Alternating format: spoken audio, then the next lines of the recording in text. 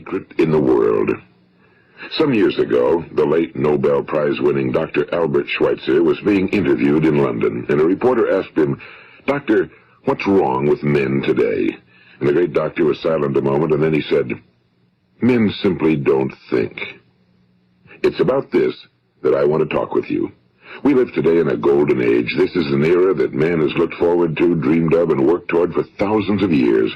But since it's here, we pretty well take it for granted.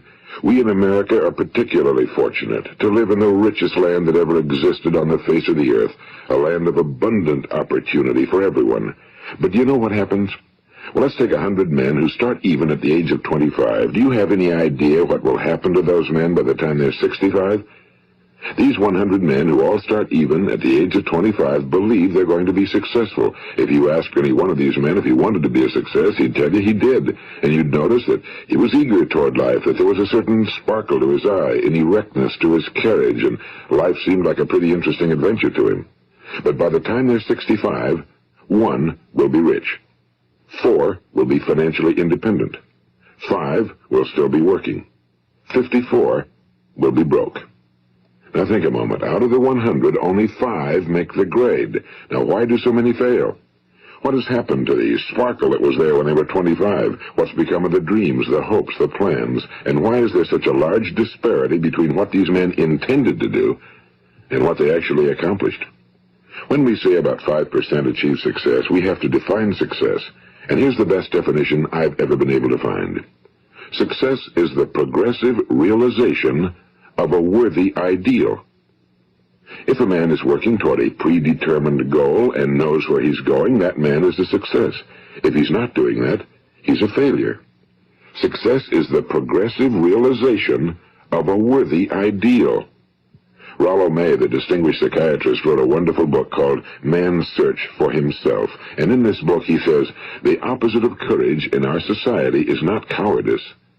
It is conformity. And there you have the trouble today. It's conformity, people acting like everyone else without knowing why, without knowing where they're going. Now think of it. In America right now, there are over 18 million people 65 years of age and older. And most of them are broke. They're dependent on someone else for life's necessities. Now, we learn to read by the time we're 7. We learn to make a living by the time we're 25. Usually by that time, we're not only making a living, we're supporting a family. And yet, by the time we're 65, we haven't learned how to become financially independent in the richest land that has ever been known. Why? We conform. And the trouble is that we're acting like the wrong percentage group, the 95 who don't succeed.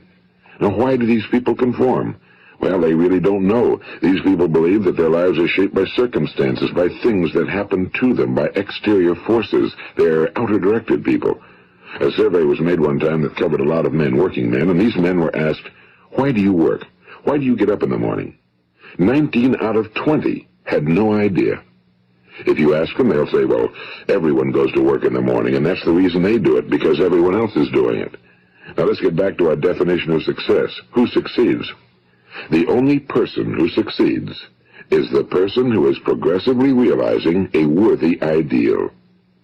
He's the person who says, I'm going to become this, and then begins to work toward that goal.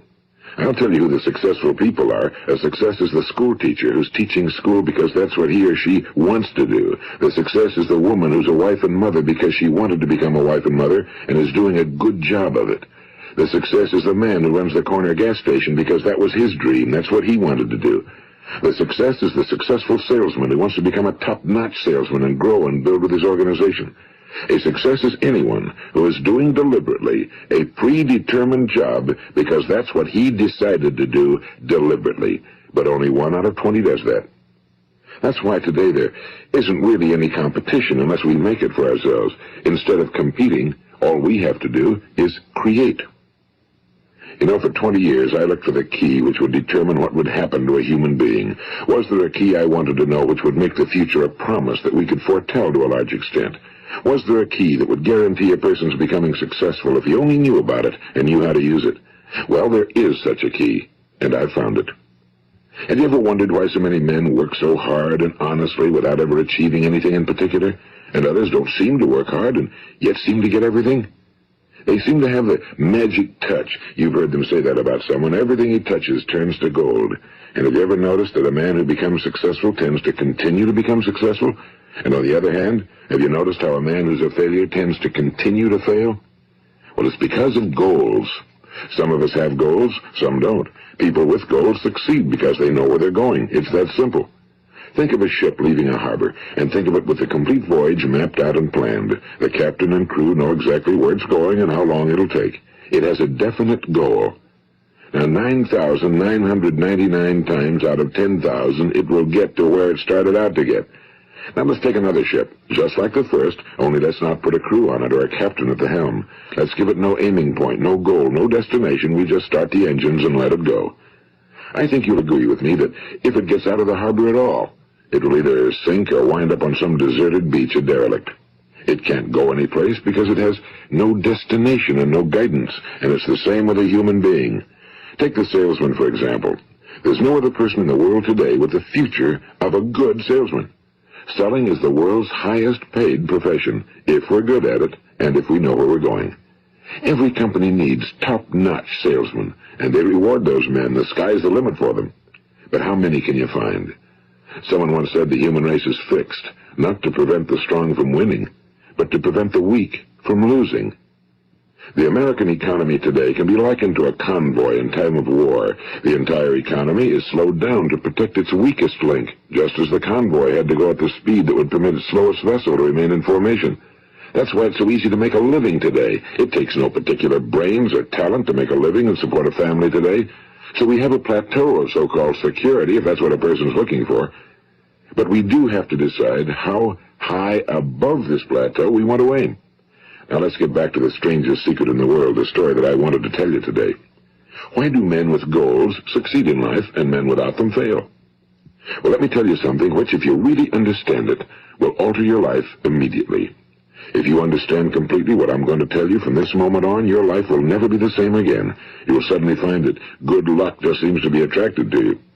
The things you want just seem to fall in line, and from now on you won't have the problems, the worries, the gnawing lump of anxiety that perhaps you've experienced before. Doubt, fear, well, they'll be things of the past. Here's the key to success and the key to failure. We become what we think about. Now let me say that again. We become what we think about. Throughout all history, the great wise men and teachers, philosophers and prophets have disagreed with one another on many different things. It's only on this one point that they are in complete and unanimous agreement. Listen to what Marcus Aurelius, the great Roman emperor, said. A man's life is what his thoughts make of it. Disraeli said this, everything comes if a man will only wait. I brought myself by long meditation to the conviction that a human being with a settled purpose must accomplish it, and that nothing can resist a will that will stake even existence for its fulfillment. Ralph Waldo Emerson said this, a man is what he thinks about all day long. William James said, the greatest discovery of my generation is that human beings can alter their lives by altering their attitudes of mind. And he also said, we need only in cold blood act as if the thing in question were real, and it will become infallibly real by growing into such a connection with our life that it will become real. It will become so knit with habit and emotion that our interest in it will be those which characterize belief. And he also said, if you only care enough for a result, you will almost certainly attain it. If you wish to be rich, you will be rich. If you wish to be learned, you will be learned. If you wish to be good, you will be good. Only you must then really wish these things and wish them exclusively, and not wish at the same time 100 other incompatible things just as strongly. In the Bible you read in Mark 9:23, if thou canst believe, all things are possible to him that believeth. My old friend Dr. Norman Vincent Peale put it this way, this is one of the greatest laws in the universe. Fervently do I wish I had discovered it as a very young man. It dawned upon me much later in life, and I found it to be one of the greatest, if not my greatest discovery outside of my relationship to God. The great law, briefly and simply stated, is that if you think in negative terms, you will get negative results. If you think in positive terms, you will achieve positive results. That is the simple fact, he went on to say, which is at the basis of an astonishing law of prosperity and success. In 3 words, believe and succeed. William Shakespeare put it this way: our doubts are traitors and make us lose the good we oft might win by fearing to attempt. George Bernard Shaw said, people are always blaming their circumstances for what they are. I don't believe in circumstances. The people who get on in this world are the people who get up and look for the circumstances they want, and if they can't find them, make them. Well, that's pretty apparent, isn't it? And every person who discovered this for a while believed that he was the first one to work it out. We become what we think about. Now, it stands to reason that a person who's thinking about a concrete and worthwhile goal is going to reach it, because that's what he's thinking about, and we become what we think about. Conversely, the man who has no goal, who doesn't know where he's going, and whose thoughts must therefore be thoughts of confusion and anxiety and fear and worry, becomes what he thinks about. His life becomes one of frustration and fear and anxiety and worry. And if he thinks about nothing, he becomes nothing. Now, how does it work? Why do we become what we think about? Well, I'll tell you how it works as far as we know. Now, to do this, I want to tell you about a situation that parallels the human mind. Suppose a farmer has some land, and it's good fertile land. Now, the land gives the farmer a choice. He may plant in that land whatever he chooses. The land doesn't care. It's up to the farmer to make the decision. Now, remember, we're comparing the human mind with the land because the mind, like the land, doesn't care what you plant in it. It will return what you plant, but it doesn't care what you plant. Now let's say that the farmer has 2 seeds in his hand. One is a seed of corn, the other is nightshade, a deadly poison. He digs 2 little holes in the earth and he plants both seeds, one corn, the other nightshade. He covers up the holes, waters, and takes care of the land, and what will happen? Invariably the land will return what's planted. As it's written in the Bible, as ye sow, so shall ye reap.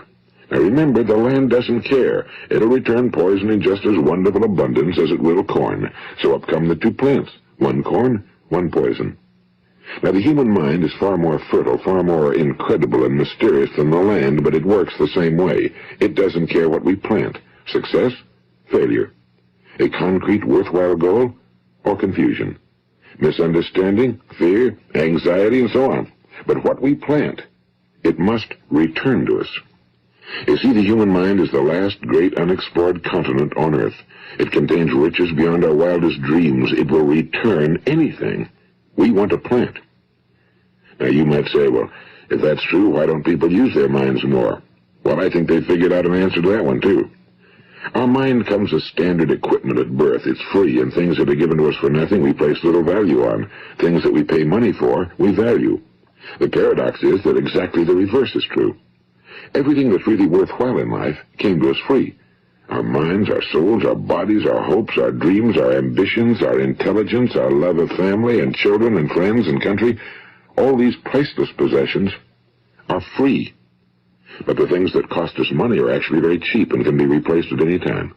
A good man can be completely wiped out and make another fortune. He can do that several times. Even if our home burns down, we can rebuild it. But the things we got for nothing, we can never replace. The human mind isn't used because we take it for granted. Familiarity breeds contempt. It can do any kind of job we assign to it, but generally speaking, we use it for little jobs instead of big, important ones. Universities have proved that most of us are operating on about 10% or less of our abilities. So decide now, what is it you want? Plant your goal in your mind. It's the most important decision you ever make in your entire life. What is it you want? Do you want to be an outstanding salesman? A better worker at your particular job? Do you want to go places in your company, in your community? Do you want to get rich? All you've got to do is plant that seed in your mind, care for it, work steadily toward your goal, and it will become a reality. It not only will, there's no way that it cannot. You see, that's a law, like the laws of Sir Isaac Newton, the laws of gravity. If you get on top of a building and jump off, you'll always go down. You'll never go up, and it's the same with all the other laws of nature. They always work. They're inflexible. Think about your goal in a relaxed, positive way. Picture yourself in your mind's eye as having already achieved this goal. See yourself doing the things you will be doing when you've reached your goal. Ours has been called the phenobarbital age, the age of ulcers and nervous breakdowns and tranquilizers. At a time when medical research has raised us to a new plateau of good health and longevity, far too many of us worry ourselves into an early grave trying to cope with things in our own little personal ways without learning a few great laws that will take care of everything for us. These things we bring on ourselves through our habitual way of thinking. Every one of us is the sum total of his own thoughts. He is where he is because that's exactly where he really wants to be, whether he'll admit that or not.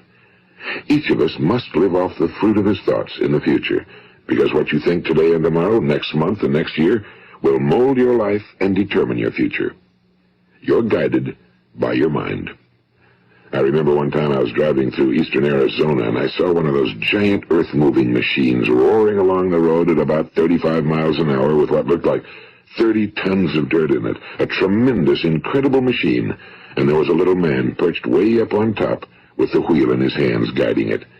And as I drove along, I was struck by the similarity of that machine to the human mind. Just suppose you're sitting at the controls of such a vast source of energy. Are you going to sit back and fold your arms and let it run itself into a ditch? Or are you going to keep both hands firmly on the wheel and control and direct this power to a specific, worthwhile purpose? It's up to you. You're in the driver's seat.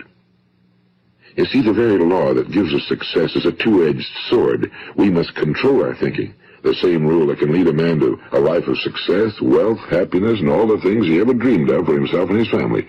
That very same law can lead him into the gutter. It's all in how he uses it, for good or for bad. This is the strangest secret in the world.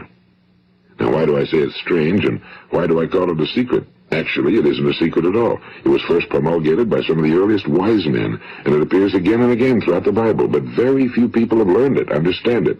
That's why it's strange, and why for some equally strange reason it virtually remains a secret. I believe that you could go out and walk down the main street of your town and ask one man after another what the secret of success is, and you probably wouldn't run into one man in a month who could tell you. Now, this information is enormously valuable to us if we really understand it and apply it. It's valuable to us not only for our own lives, but the lives of those around us, our families, employees, associates, and friends. Life should be an exciting adventure. It should never be a bore. A man should live fully, be alive. He should be glad to get out of bed in the morning. He should be doing a job he likes to do because he does it well. One time I heard Grove Patterson, the great late editor-in-chief of the Toledo Daily Blade, make a speech, and as he concluded his speech, he said something I've never forgotten. He said, "My years in the newspaper business have convinced me of several things. Among them, that people are basically good, and that we came from someplace, and we're going someplace. So we should make our time here an exciting adventure. The architect of the universe didn't build a stairway leading nowhere." And the greatest teacher of all, the carpenter from the plains of Galilee, gave us the secret time and time again. As ye believe, so shall it be done unto you. I've explained the strangest secret in the world and how it works. Now, on this side, I want to explain how you can prove to yourself the enormous returns possible in your own life by putting this secret to a practical test. I want you to make a test that will last 30 days. It isn't going to be easy, but if you'll give it a good try, it will completely change your life for the better. Now, back in the 17th century, Sir Isaac Newton, the English mathematician and natural philosopher, gave us some natural laws of physics which apply as much to human beings as they do to the movement of bodies in the universe. And one of these laws is that for every action, there is an equal and opposite reaction. Simply stated, as it applies to you and me, it means we can achieve nothing without paying the price. The results of your 30-day experiment will be in direct proportion to the effort you put forth. To be a doctor, you must pay the price of long years of difficult study. To be successful in selling, and remember that each of us succeeds to the extent of his ability to sell. Selling our families on our ideas, selling education in schools, selling our children on the advantages of living the good and honest life, selling our associates and employees on the importance of being exceptional people. To, of course, the profession of selling itself. But to be successful in selling our way to the good life, we must be willing to pay the price. Now, what is that price? Well, it's many things. First, it's understanding emotionally, as well as intellectually, that we literally become what we think about, that we must control our thoughts if we're to control our lives. It's understanding fully that as ye sow, so shall ye reap. Second, it's cutting away all fetters from the mind and permitting it to soar as it was divinely designed to do. It's the realization that your limitations are self-imposed and that the opportunities for you today are enormous beyond belief. It's rising above narrow-minded pettiness and prejudice. And third, it's using all your courage to force yourself to think positively on your own problem, to set a definite and clearly defined goal for yourself, to let your marvelous mind think about your goal from all possible angles, to let your imagination speculate freely upon many different possible solutions, to refuse to believe that there are any circumstances sufficiently strong to defeat you in the accomplishment of your purpose, to act promptly and decisively when your course is clear, and to keep constantly aware of the fact that you are, at this moment, standing in the middle of your own acres of diamonds, as Russell Conwell used to point out. And fourth, save at least 10% of every dollar you earn. It's also remembering that no matter what your present job, it has enormous possibilities if you're willing to pay the price. Now let's just go over the important points in the price each of us must pay to achieve the wonderful life that can be ours. It is, of course, worth any price. 1. You will become what you think about. 2. Remember the word imagination and let your mind begin to soar. 3. Courage. Concentrate on your goal every day. 4. Save 10% of what you earn. And 5. Action. Ideas are worthless unless we act on them. Now, I'll try to outline the 30-day test I want you to make. Keep in mind that you have nothing to lose by making this test and everything you could possibly want to gain. There are two things that may be said of everyone. Each of us wants something, and each of us is afraid of something. I want you to write on a card what it is you want more than anything else. It may be more money. Perhaps you'd like to double your income or make a specific amount of money. It may be a beautiful home. It may be success at your job. It may be a particular position in life. It could be a more harmonious family. Each of us wants something. Now write down on your card specifically what it is you want. Make sure it's a single goal and clearly defined. You needn't show it to anyone, but carry it with you so that you can look at it several times a day. Think about it in a cheerful, relaxed, positive way each morning when you get up, and immediately you have something to work for, something to get out of bed for, something to live for. Look at it every chance you get during the day and just before going to bed at night. And as you look at it, remember that you must become what you think about, and since you're thinking about your goal, you realize that soon it will be yours. In fact, it's yours really the moment you write it down and begin to think about it. Look at the abundance all around you as you go about your daily business. You have as much right to this abundance as any other living creature. It's yours for the asking. Now we come to the difficult part. Difficult because it means the formation of what is probably a brand new habit, and new habits are not easily formed. Once formed, however, it will follow you for the rest of your life. Stop thinking about what it is you fear.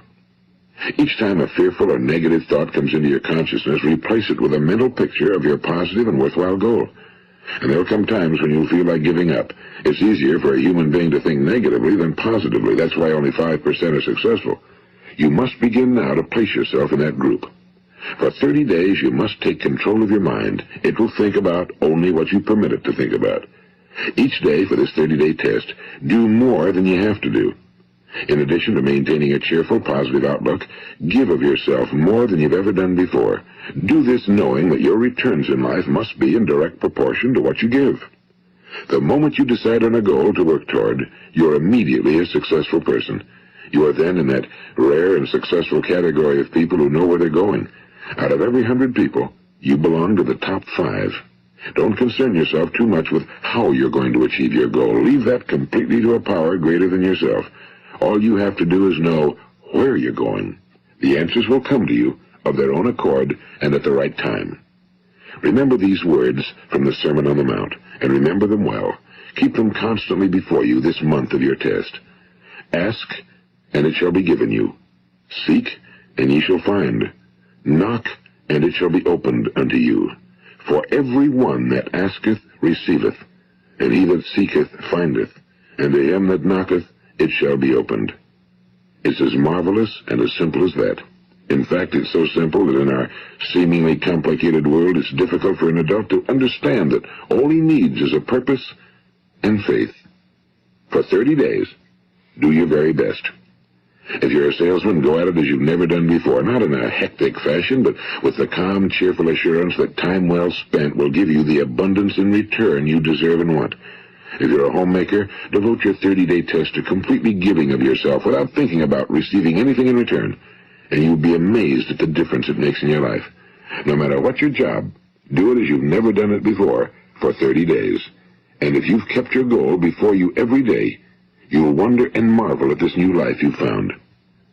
Dorothea Brand, the outstanding editor and writer, discovered it for herself and tells about it in her fine book, Wake Up and Live. Her entire philosophy is reduced to the words, act as though it were impossible to fail.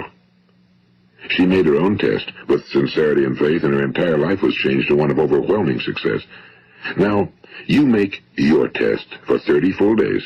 Don't start your test until you've made up your mind to stick with it. You see, by being persistent, you're demonstrating faith. Persistence is simply another word for faith. If you didn't have faith, you'd never persist.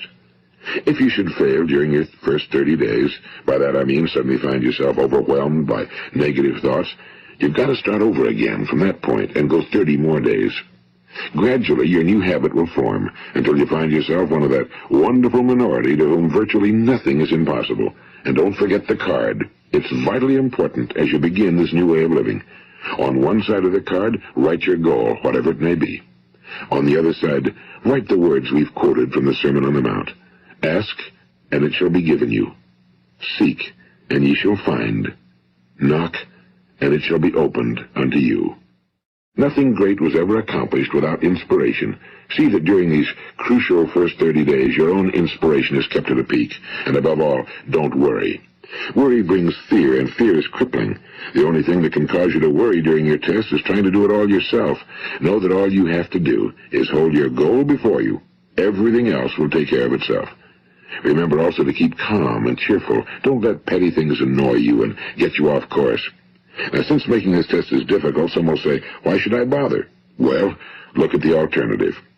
No one wants to be a failure. No one really wants to be a mediocre individual. No one wants a life constantly filled with worry and fear and frustration. Therefore, remember that you must reap that which you sow. If you sow negative thoughts, your life will be filled with negative things. If you sow positive thoughts, your life will be cheerful, successful, and positive. Now, gradually, you will have a tendency to forget what you've heard on this recording. Play it often. Keep reminding yourself of what you must do to form this new habit. Gather your whole family around at regular intervals and listen to what's been said here. You know, most men will tell you that they want to make money without understanding the law. The only people who make money work in a mint. The rest of us must earn money. This is what causes those who keep looking for something for nothing or a free ride to fail in life. The only way to earn money is by providing people with services or products which are needed and useful. We exchange our time and our product or service for the other man's money. Therefore, the law is that our financial return will be in direct proportion to our service. Now, success is not the result of making money. Making money is the result of success, and success is in direct proportion to our service. Most people have this law backwards. They believe that you're successful if you earn a lot of money. The truth is that you can only earn money after you're successful. It's like the story of the man who sat in front of the stove and said to it, "Give me heat, and then I'll add the wood." How many men and women do you know, or do you suppose there are today, who take the same attitude toward life? There are millions. We've got to put the fuel in before we can expect heat. Likewise, we've got to be of service first before we can expect money. Don't concern yourself with the money. Be of service, build, work, dream, create. Do this, and you'll find there's no limit to the prosperity and abundance that will come to you. Prosperity, you know, is founded upon a law of mutual exchange. Any person who contributes to prosperity must prosper in turn himself. Sometimes the return will not come from those you serve, but it must come to you from someplace, because that's the law. For every action, there is an equal and opposite reaction.